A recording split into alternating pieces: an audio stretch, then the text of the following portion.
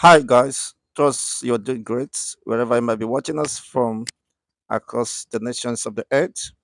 Yes, we're here to make these revelations that Nnamdi Kanu, the leader of the indigenous people of Biafra, has been reduced by the Nigerian government as victim of false imprisonment. Following the revelation made by Barrister Aloy Ejimakor, one of his led legal counsels, of course, on Thursday, expressed great disappointment over the continued illegal detention and extension of the detention of Mazin Nnamdi Kanu under the DSS custody. Barrister Aloy Jimako, according to his submission, of course, said that the people of Biafra, Nnamdi Kanu, has accused the Nigerian government of deliberately denying his client the opportunity to clear his name.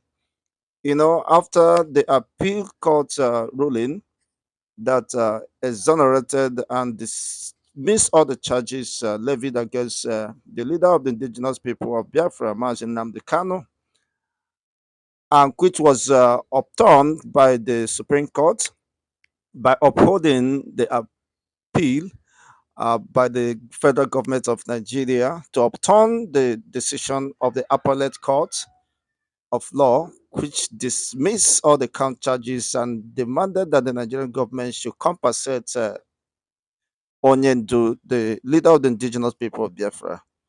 To this effect, the lawyers have demanded for another date for the trial to continue, but unfortunately, no date has been fixed indefinitely. That implies that the leader of the indigenous people of Biafra will continue to remain incarcerated for how long? Indefinitely. Uh, and this is a flagrant violation and abuse of his fundamental right to fair hearing and the right to defend himself against whatever allegation that may have been levied against him. It is quite sad that this is happening under Nigerian government, and you begin to ask uh, some group of persons presumed to be above the law, why is the state of lawlessness perverting the entire, including the judicial system? And why should somebody trying trial not be given the opportunity to defend himself even after upholding the appeal by the federal government to upturn the very heralding victory of judgment by the appeal court on the 13th of October 2022?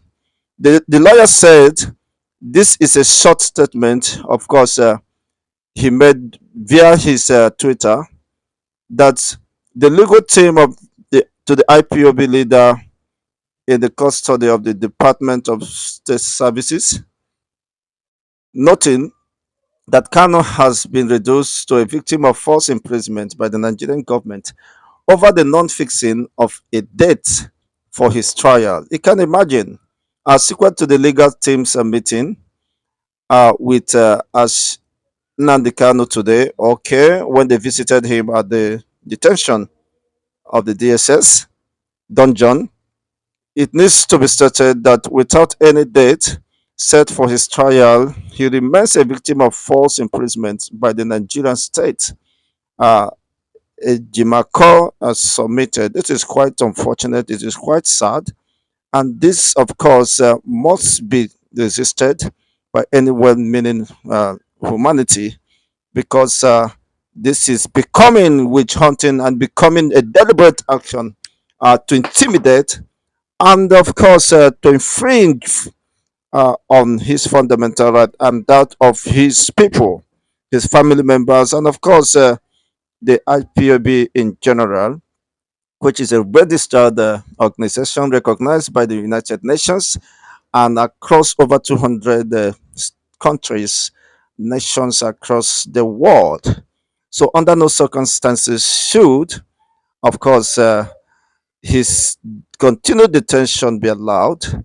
By the law, of course, and this is condemnable in all due respect. Yes, Ejimako, during the briefing with his client, which is the leader of the indigenous people of Biafra, said the case was uncommon and intolerable, that the Supreme Court should take immediate actions to send his file to the Federal High Court. He said it is very in- necessary at this time. Any prolongation of taking these steps becomes illegal, injurious to Kanu, as he continued to be detained without any immediate prospect of trial and exoneration.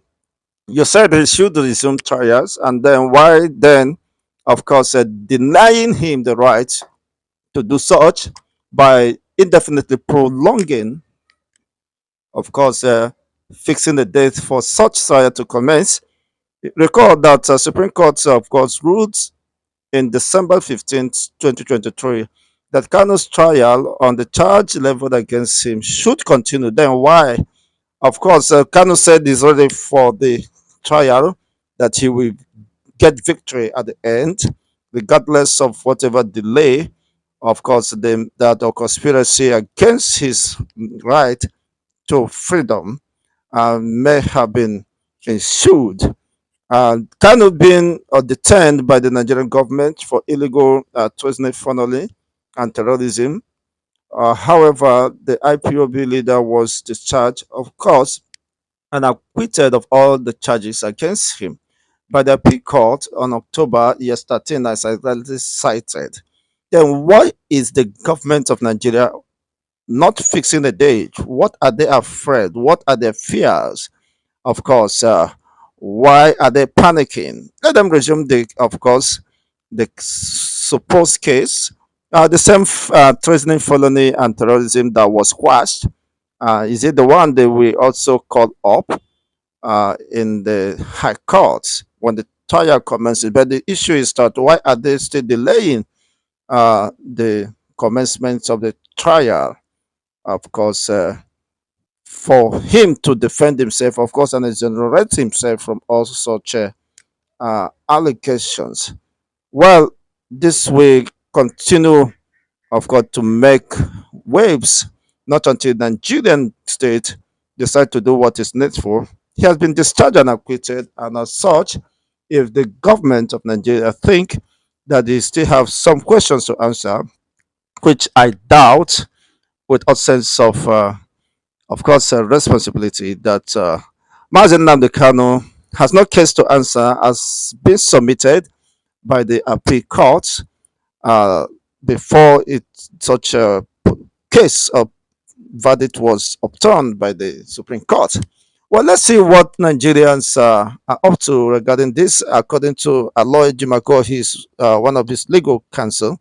And let's continue to watch and keep, of course, eyes crossed as we continue to see and bring your way the latest development regarding this interesting, of course, case between the Nigerian state and the leader of the indigenous people of Biafra, and by extension, the entire Biafran struggle. Thank you so much for watching. Remain blessed and have a great day.